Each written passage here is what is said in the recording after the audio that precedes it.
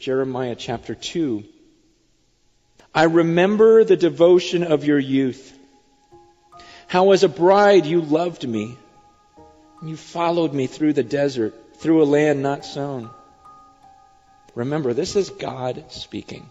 And sometimes we think of God as like this machine up there, this, with no feeling. He just judges. He just controls everything. You guys, listen to the words he uses. God is speaking to this nation and he says, I remember how devoted you were to me. But then he says in verse 5, what fault did your fathers find in me that they strayed so far from me? Doesn't that sound like so many of our lives? Where we were so connected with God. God made things so wonderful. And then we run away towards something else. Something else entices us. And God's left there going, what did I do? My people have committed two sins.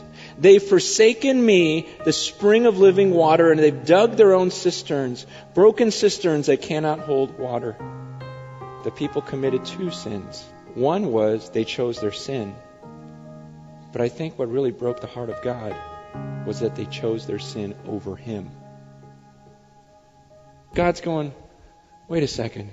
So you left me, the spring of living water, to go do your own thing because you thought maybe you could dig a hole big enough and then fill it up with water so this would be a better supply? He goes, and it's a broken cistern. It doesn't even hold water.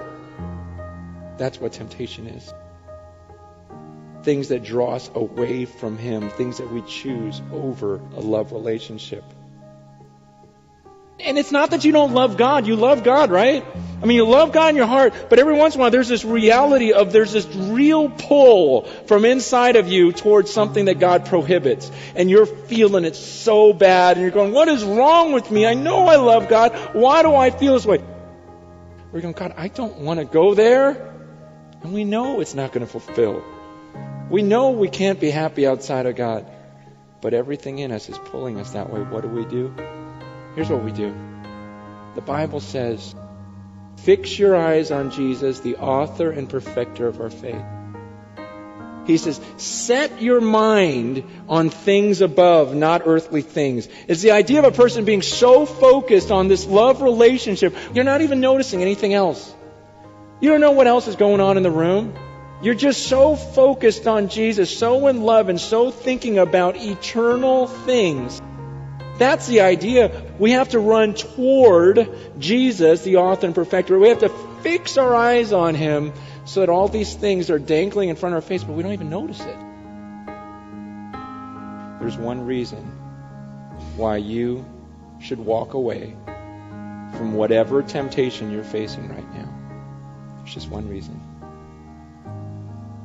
God is better. He is.